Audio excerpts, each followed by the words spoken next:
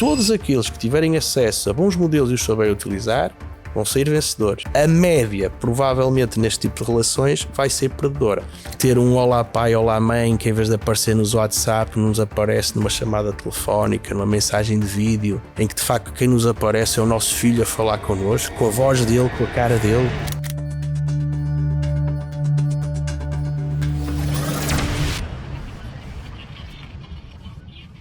Olá a todos, cá estamos em mais um episódio do nosso podcast. Hoje temos connosco Filipe Garcia, um economista muito reputado do nosso meio. Exagero do Pedro, sim.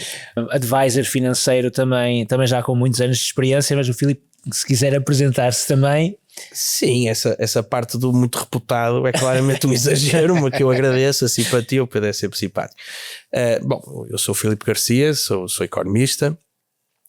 A minha carreira, assim, nestas áreas mais ligadas à economia e aos mercados, começou em 1997, portanto já está perto dos 30 anos, não parece, mas é mesmo assim que as coisas acontecem, é tudo muito rápido.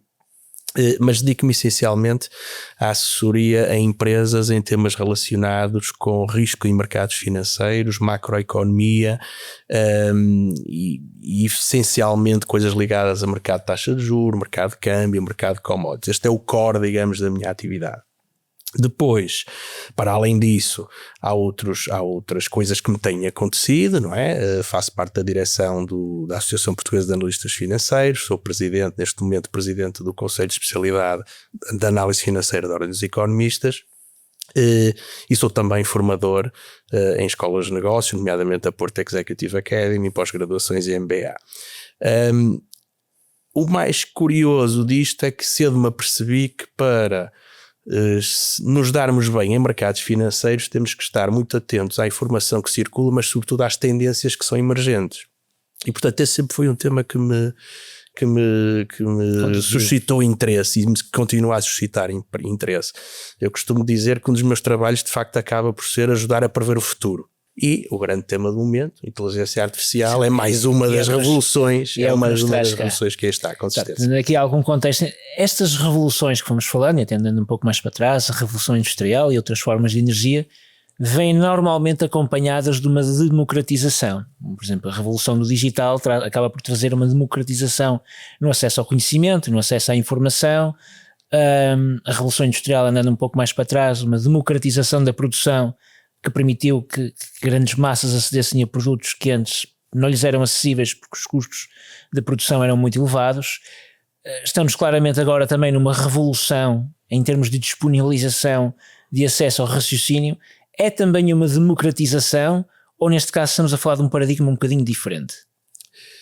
Eu acho que é uma democratização e o endgame, se quisermos, ou a situação final ou posterior à incorporação da inteligência artificial na vida das pessoas e das economias é de uma subida média do nível de vida das pessoas e provavelmente da sua longevidade e até de alguma maneira dos graus de liberdade de alguns agentes. Ou seja, se vamos ficar melhor ou pior com esta revolução, eu acho que a humanidade vai ficar melhor. Dito isto, não significa que seja um nivelamento de oportunidades de uma forma transversal. Porque eu gostaria até de traçar aqui o paralelismo com a internet antes de irmos à inteligência artificial, que é a internet permitiu um conjunto de oportunidades de comércio, de serviços, enfim, de inovação a pessoas ou a entidades que de outra maneira não teriam, se estivermos a falar em situações geográficas mais complicadas ou, enfim, mais periféricas. Mas isso não significou que os países se tornassem mais iguais uns aos outros, pelo contrário. Por outro lado, também não significou, na minha opinião, apesar de ter havido uma subida do nível de vida de toda a gente, não significou que houvesse menos desigualdade. E aquilo que me parece é que a inteligência artificial é um tipo de ferramenta, devido às exigências de investimento e desenvolvimento e até de consumo energético, que estarão sempre mais tendentes a aumentar a desigualdade do que a diminuí-la. Eu creio que isto é importante de dizer, porque a inteligência artificial é um conceito muito vago, mas que depois se concretiza em ferramentas mais concretas. E é um bocadinho como tudo, quem tem as melhores ferramentas, quem tem capacidade de investir nas melhores ferramentas, provavelmente conseguirá ter melhor retorno dessas ferramentas. E nesse sentido pode aumentar a desigualdade.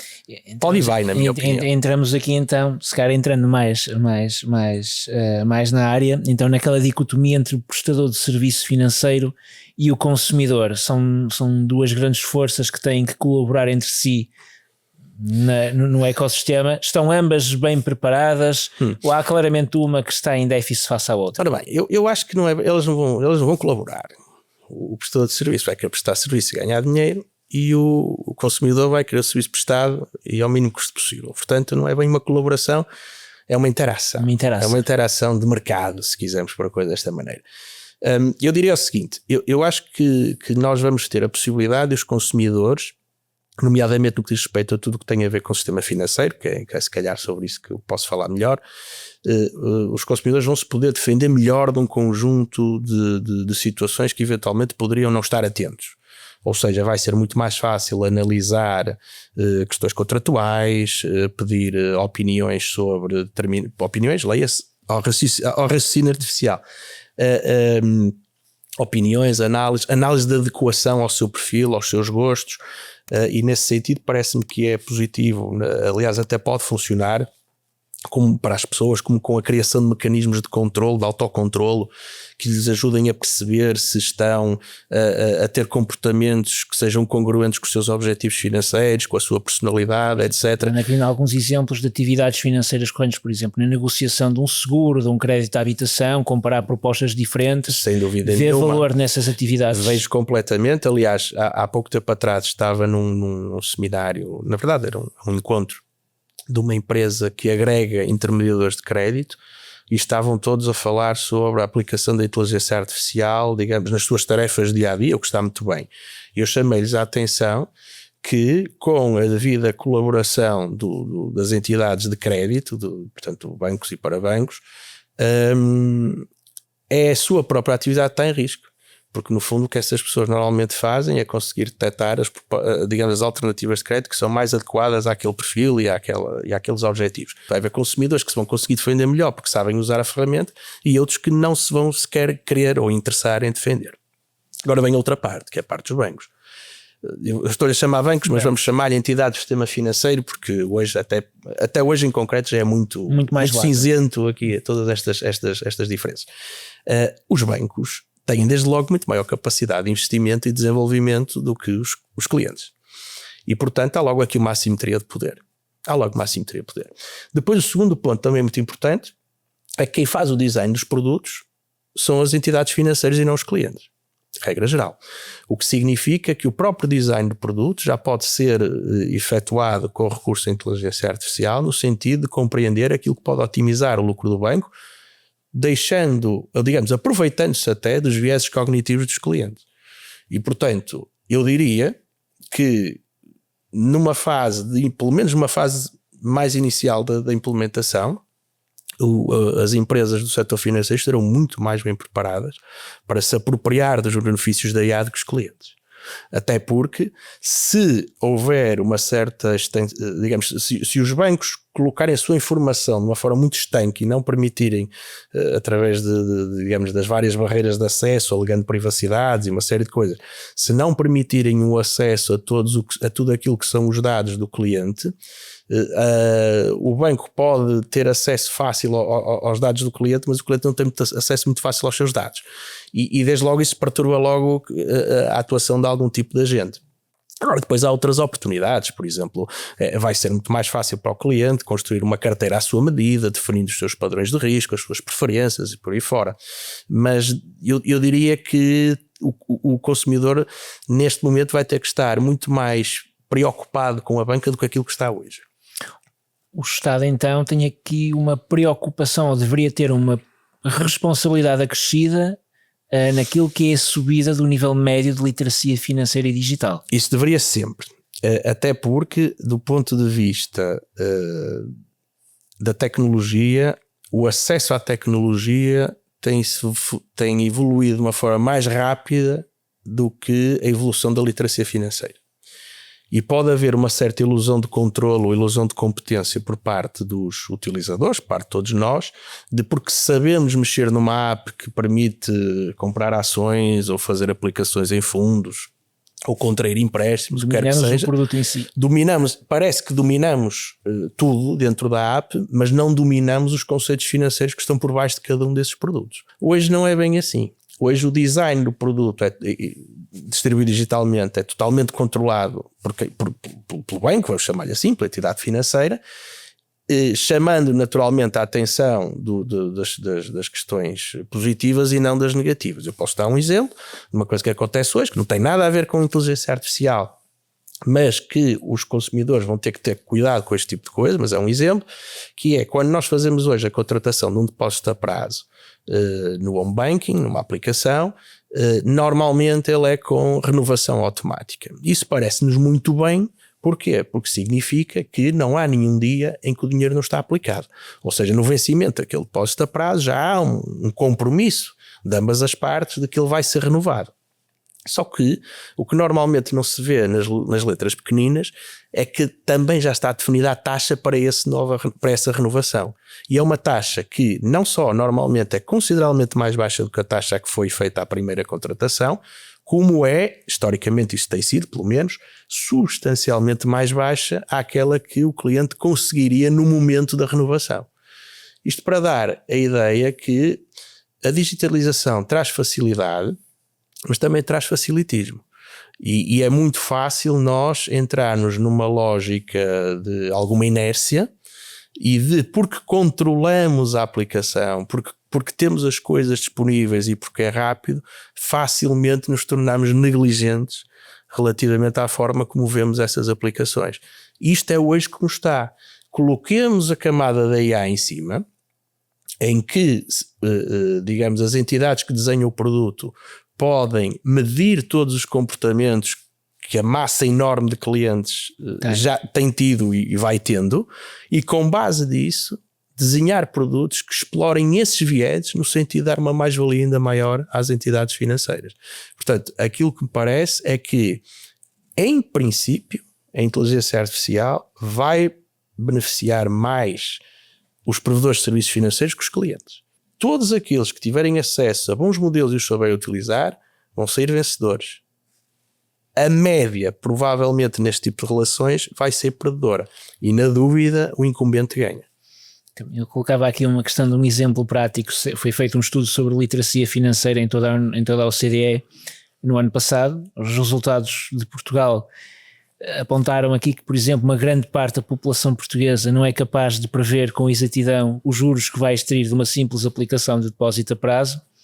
E, portanto, neste contexto do que estamos a falar, a política pública o que é que deve fazer? Deve orientar o cidadão no sentido em que ele usa a IA para o ajudar a fazer esse cálculo e ter aí a ferramenta de defesa, ou devemos ir tentar atrás do prejuízo de porque é que a pessoa de base não sabe os princípios de cálculo para chegar ao valor por si? Ora bem, vamos aqui primeiro a uma parte conceptual. Eu não acredito muito no Estado protetor.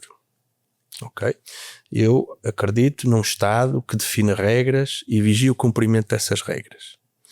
E parece-me que é um pouco errado transmitir a ideia do Estado protetor, porque isso dá às pessoas uma falsa sensação de segurança. E faz-las também demitir-se do seu dever de autovigilância e de vigilância das coisas que andam a acontecer. Dito isto, acho que, sobretudo na parte dos serviços financeiros, parece-me que o Estado deve, antes de mais, isto parece-me uma coisa hiper básica, mas deve promover a concorrência e arranjar formas, porque o Estado também pode utilizar a inteligência artificial, isto é importante dizê-lo, é mais um player que tem também essa ferramenta, mas precaver de abuso de posição dominante, concertação, assimetrias de informação, aí sim, aí o Estado pode fazer. É problemático, é difícil porquê? Por vários motivos. Primeiro porque, tipicamente, isto não tem a ver só com o sistema financeiro, as leis, a supervisão, a regulação, tipicamente anda atrás dos acontecimentos, é tipicamente reativo e não proativo. Isso é um aspecto relevante. E depois, para além disso, há temas de jurisdição. sobretudo num espaço europeu como o nosso. Quem é que tem a jurisdição sobre, por exemplo, a concorrência bancária a esse nível? Eu sei que está definido, mas há coisas que são do BCE, há coisas que são do Banco de Portugal, há coisas que são da CMVM, há coisas que são da Autoridade de Concorrência. Portanto, quem é que vai estar? Quem é o incumbente?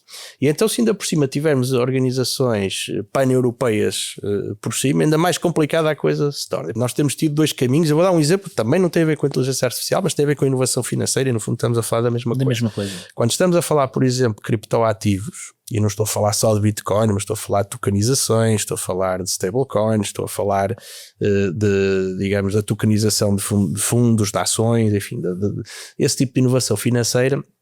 A Europa tem sido muito resistente a ir. A Europa, leia-se União Económica e Monetária e a União Europeia, tem sido muito renitente em avançar. Mesmo com o MiCA, que enfim, há um enquadramento, mas tem sido sempre muito, muito renitente. Os Estados Unidos, por exemplo, têm ido digamos, no sentido contrário, ou seja, a ideia é desregulamentar e depois vê-se. Ou seja, não prejudicar a inovação devido à regulamentação. A Europa tem seguido o caminho inverso. E atenção, os dois caminhos têm prós e contras, como é evidente, mas isso significa que a Europa provavelmente irá sacrificar um pouco da sua inovação à custa da tentativa da regulamentação. Mas fico claramente com a ideia de que é tudo muito prematuro neste momento e que não há uma visão muito clara sobre como é que se vai fazer. Por exemplo, as pessoas não têm noção, eu penso que até era o CEO do Instagram que falava há algumas semanas atrás de que mais de 80% do conteúdo que circulava hoje a nível de Instagram, nomeadamente a nível de vídeos, tinha uma componente de 50% ou acima de inteligência artificial. E as pessoas tomam isso como absolutamente reais. As coisas como sendo reais. E há esse risco, ou seja, há o risco de haver uma abstração tal das pessoas relativamente àquilo que é uma construção real daquilo que não é, e, por exemplo, formar uma opinião com base num conjunto de algoritmos e de produções que são absolutamente desenhadas a que determinada pessoa fique com uma determinada opinião. Causa o chamado conceito de verdade objetiva, ou seja, é a verdade possível versus a verdade objetiva. Se isso acontece a esse nível, quando puxamos este conceito para o lado financeiro e para o impacto aí no lado financeiro, nós vemos que o tema pode ser aterrador. Não é? Pode ser aterrador. E pode ser, nós temos estado aqui a pôr o mal da fita como sendo as entidades do sistema financeiro. Mas vamos imaginar que são os Estados. O grau de controle que a inteligência artificial pode ter, eu já nem falo dos outros níveis de vida das pessoas, mas só a nível financeiro é absolutamente brutal. O conhecimento que há, se misturarmos a internet das coisas, se misturarmos blockchain, se misturarmos inteligência artificial, se misturarmos digitalização da economia, os graus de liberdade das pessoas começam-se a reduzir de uma forma absolutamente extrema. E é evidente que o Estado vai sempre ter mais ferramentas do que cada um de nós quando estamos a falar sobre tecnologia. Por isso é que eu digo que a tecnologia democratiza, melhora a vida da sociedade normalmente como um todo, permite a que algumas franjas especialmente brilhantes ou dotadas consigam ter oportunidades que antes não teriam, mas eu acho que não dá mais liberdade às pessoas, nem dará mais liberdade às pessoas. No sentido então também um bocadinho de ter aqui uma perspectiva também mais construtiva, e olhando aí também com as ferramentas que hoje em dia até estão acessíveis. Vamos falar com um custo absoluto não muito elevado, depois se é caro ou barato, tudo depende da utilidade que lhe damos. Naquilo que é a sua assistência pessoal, ou na lógica de ter uma espécie de um concierge ou de um mordomo pessoal, no apoio à vida financeira da pessoa, que tipo de tarefas é que hoje em dia o cidadão comum pode tirar partido desta nova tecnologia na análise das oportunidades que surgem? É uma boa pergunta e já depende muito do contexto em que se estiver. Já não quero dar os nomes para não fazer publicidade, mas já há nos Estados Unidos, digamos, uma aplicação que tem o nome de uma pessoa e que faz esse concierge financeiro. Ou seja, nós despejamos para lá toda a informação que lhe pudermos fazer. Na verdade, despejamos de uma forma automática porque permitimos o acesso dessas aplicações ou dessa aplicação às aplicações de home banking que temos, às aplicações de corretagem que temos, e fazemos um briefing também sobre quanto é que a pessoa ganha, sobre quais é que são as suas despesas. Aliás, mandamos para lá os extratos, ele analisa quais são as despesas e, portanto, de alguma maneira, isso já existe. E é muito barato. Aqui em Portugal isso não é tão fácil de fazer porque aquilo está claramente direcionado para os Estados Unidos. Qual é o problema? O problema é que não tem a mesma interação com os bancos daqui, apesar de haver APIs de bancos para saldos e coisas do género, mas não há para muito mais coisas. Mas para além disso, há o tema regulatório fiscal, que digamos que está naquele caso US-cêntrico, ou seja, aquilo aplica as regras dos Estados Unidos. Portanto, não faz sentido nenhum eu pôr lá as minhas informações e ele dizer, tu tens que fazer uma aplicação assim assado, que vais ter uma dedução fiscal assim. Mas eu não moro na Califórnia, não moro no Vermont, quer dizer, portanto não tem nada a ver. Mas isso já existe, primeiro aspecto. O segundo aspecto é que com um bocadinho de trabalho, ou seja, eu vou ter que tirar um link com os PDFs para estes agentes que todos nós conhecemos, ele já nos diz quais são os prós e os contras e quais são os riscos e o segredo, como muito bem sabes, o segredo está no prompt, não é? O segredo está na pergunta que se faz e portanto isso já é possível fazer. O que eu aconselho às pessoas é que experimentem. No meu caso pessoal, eu comecei por fazer as coisas mais simples, de revisão de texto, outras como é que é dizer, de construção de texto com base em inputs muito meus, ou seja, sem dar graus de liberdade criativos, mas dizer, olha, eu quero que te fales sobre isto, quero que fales sobre isto, quero que fales sobre isto. Ensinei e como eu escrevo muito digitalmente, escrevo em jornais, mas também fazemos muitos relatórios diários na nossa empresa, ensinei a minha forma de escrever. Ele conhece os meus artigos de opinião, vê os meus vídeos quando eu falo num canal ou num rádio ou num podcast de grande prestígio como este, e depois ele já me conhece, não é? E portanto, se eu lhe disser assim, olha, eu gostava que tu falasses sobre isto, diz-me assim 5 coisas positivas sobre este assunto, 5 coisas negativas sobre este assunto, e eu depois vou lá e filtro naturalmente, mas a mim já me ajuda imenso. Do ponto de vista financeiro, já me ajuda bastante na construção de folhas de cálculo. Do ponto de vista de investimento, é incrível o que já se consegue fazer em termos de análise de ações. É absolutamente incrível. Se quiseres uma análise fundamental, isto é, ligada às contas da empresa, à rentabilidade, às perspectivas, ao scoring ESG, o que é que seja, vais por aí. Se quiseres só com base em análise técnica de perceber quais têm sido os movimentos de preço, se a subida foi exagerada face à média histórica, se não foi, também já faz. Ou seja, nós estamos numa fase em que, apesar de ser extraordinariamente embrionária, já dá para fazer muita coisa. Agora, eu reconheço que tudo aquilo que eu acabei agora de dizer também exige uma certa literacia que, não quero estar aqui com uma falsa humildade, mas que a maioria das pessoas se calhar não tem. E atenção, não estamos a falar de pessoas com poucos estudos, vamos chamar-lhe assim. Simplesmente a carência de literacia financeira, de formação de literacia financeira é de tal maneira grande, eu vou falar em Portugal, porque é o que eu conheço melhor, que nós estamos de facto a partir de um nível muito, muito básico. Qual é a oportunidade aí? É que pessoas inteligentes, mas com pouca literacia financeira, podem agora preencher esse gap muito mais depressa. Okay? Agora ninguém se iluda.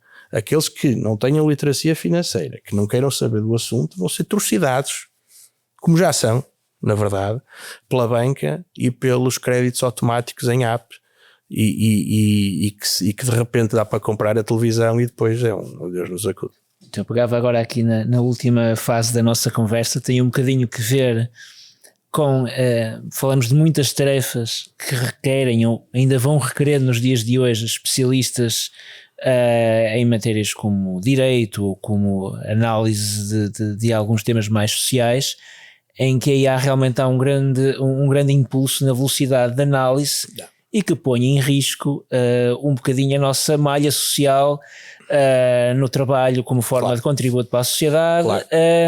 Está o modelo capitalista ou o nosso modelo democrático em risco com uma evolução desenfreada da tecnologia? Assim, eu acho que há aí na pergunta já há aí mas uns preconceitos, ou desenfreada, não sei se é desenfreado, quer dizer, ou seja, isto é uma revolução tecnológica como outras que têm acontecido. E em todas as revoluções tecnológicas há ganhadores e perdedores. É evidente que com a evolução da maquinaria, por exemplo, um conjunto de profissões que, não desaparecendo totalmente, ou algumas sim, eliminaram grande parte de postos de trabalho. Mas, quer dizer, o que é que eu posso dizer sobre isto? Eu, quando estudei no ensino secundário, eu tinha aulas de datilografia. Pá, isso hoje o que é que vale? Não vale nada, apesar de estarmos todos a teclar, a tocar piano em computador, mas a verdade é que isso já não serve nada. Havia pessoas que tinham aulas de estenografia, isso também já desapareceu. Ou seja, é absolutamente normal que haja profissões que desapareçam. O problema aqui é eventualmente a velocidade, não é? Ou seja, exatamente, até que ponto é que isso permitirá, digamos, que esta fricção não seja muito negativa para uma grande malha de pessoas. Eu acho que é inevitável, sabes? Eu acho que é inevitável que isso aconteça. Acho que as pessoas vão ter que se adaptar. Eu acho que nem vale a pena lutar muito contra isso. Quanto ao tema do capitalismo, é uma boa pergunta, embora normalmente quando se fala de capitalismo eu também não é bem uma expressão que eu gosto, porque parece-me que tem uma carga negativa e ideológica. Eu gosto mais de falar-se de economias de mercado do que propriamente de sistemas capitalistas, mas também está bem. Eu acho que é uma oportunidade, porque lá está, eu acho que o capitalismo funciona havendo algumas regras e havendo uma boa vigilância dessas regras, e parece-me que a inteligência artificial pode ajudar desde logo na criação das regras, porque neste momento nós temos estado até agora temos estado muito dependentes daquilo que é a criatividade, no bom sentido, do legislador para fazer face a determinadas situações. E às vezes o modelo em si até faz sentido, mas pela formulação pouco precisa acaba por falhar. E podes antigamente, ou até agora, hoje ainda é assim, na verdade. Antigamente já estou a pensar já estou 50 anos à frente e não é assim. Mas hoje tu fazes uma política pública, experimentas e vês se funciona. E se não funciona, ou perdes eleições, ou ajustas, ou retiras, etc. Com a inteligência artificial tu vais poder validar previamente os resultados das políticas. Simular com muito mais precisão. Exatamente. Pode não ser a 100%, as coisas não são bem assim, mas podes validar. O que eu quero dizer é que a IA tem o potencial de melhorar as políticas públicas. Acho que nós tivemos há pouco tempo em Portugal um fenómeno engraçado que nos mostrou de como nós temos uma sensação de poder que é falsa, que foi o apagão. Quando nós tivemos o apagão, percebemos que em um par de horas, porque é disto que estamos a falar, isto muda tudo. E simplesmente faltou a luz. Não aconteceu mais nada, só faltou a luz. Não é? E atenção, e faltou a luz às 11h30 da manhã, e na maioria dos sítios às 9 da noite já estava. Não é? Portanto, ou seja, nem sequer 12 horas foram. E nós vimos o que é que foi isso aqui em Portugal. Não é? Agora, imaginem um sistema absolutamente digitalizado, globalizado, em que alguém tem o poder de desligar o botão. Não é? Portanto, o risco da inteligência artificial também parte um bocadinho por aí, da concentração de poder. E depois há outro aspecto que me parece importante, que é a tecnologia em si mesma é neutra, ou seja, ela não tem valores morais, a tecnologia não é boa nem é má, são bits e bytes e linhas de código. E acho que há um risco aqui sobre o qual muitas vezes nós não pensamos muito, que é os maus, os bad guys também têm acesso à tecnologia. E se hoje nós já somos, em nível financeiro, muito suscetíveis de sermos atraídos para burlas, fraudes, enfim, mas até do ponto de vista de identidade, estou agora a pensar nisso, a partir de agora temos de ter um especial cuidado. Se é verdade que também depois a inteligência artificial pode detectar algumas das coisas com mais facilidade, nós temos que pensar que se hoje já há tanta gente que é vítima de fraudes financeiras, o que é que poderá vir aí? Nomeadamente em termos de mecanismos automáticos personalizados, ter um olá pai, olá mãe, que em vez de aparecer nos WhatsApp nos aparece numa chamada telefónica, numa mensagem de vídeo, em que de facto quem nos aparece é o nosso filho a falar connosco. Com a voz dele. Com a voz dele, com a cara dele. não é? Tudo isto são caminhos, e eu estou a dizer os simples, não é? Tudo isto são caminhos que podem ser explorados de uma forma inimaginável. Acho que a imaginação aí é o limite também dos criminosos, não é? E portanto esse tema da fraude é para mim algo que me preocupa bastante, porque estávamos a falar há bocadinho de que às vezes os consumidores, com base nesta ilusão da competência, de que sabem utilizar bem as ferramentas, são todos digitalizados e que é tudo fácil, entram numa zona de inércia. Eu acho que há aqui um caminho enorme para as fraudes aumentarem de forma muito significativa, e é preciso ter cuidado com isso. É aqui um tema que muitas vezes o criminoso não é bem sucedido, porque normalmente o criminoso tem sempre aquela velha máxima humana que é quer o máximo de rendimento na fraude que está a tentar cometer, e para atingir um nível de qualidade tinha que investir, e normalmente até um investimento negligenciável, mas não o faz. Agora, se esse investimento deixar de ser tão negligenciável porque a tecnologia está realmente muito acessível, todas essas coisas podem acontecer. Sim, eu diria que o investimento até pode ser importante em termos de valores absolutos, mas se eu com uma determinada ferramenta posso ter escala, conseguir escalar para dezenas de milhões de pessoas, se eu conseguir perceber como é que eu consigo obter os dados de contactos, os seus hábitos, perceber como é que ele paga determinadas contas, perceber que pessoas é que ele conhece, etc. E se conseguir, em vez de fazer estas tentativas meio grotescas que todos nós já fomos mais ou menos alvo, se conseguir fazer uma coisa um bocadinho mais elaborada, há muita gente que cai. E se eu estiver a falar de uma coisa que estou a tirar para 100 mil pessoas e 1% cair, estamos a falar de 1000 pessoas, é muita gente. Agora vamos pôr isto na escala dos milhões. Portanto, o tema das fraudes, do roubo de identidade, do hacking, enfim, de impersonation, são riscos absolutamente críticos, na minha opinião, que podem vir aí. Portanto, é um bocadinho isto. A tecnologia não é neutra, a tecnologia é neutra, aliás, e portanto os maus também podem fazer dano. Muito bem. Penso que foi uma conversa muito, muito interessante, Filipe. Muito obrigado. Sim, isto foi para sítios que eu não estava nada a contar. Trouxe aqui uns papéis. Acho que não disse nada do que tinha aqui pensado. Portanto, mas, não, se calhar também está bem assim. Acho que está bem assim. Muito obrigado por estarem desse lado. Nós voltamos em próximos episódios do nosso podcast.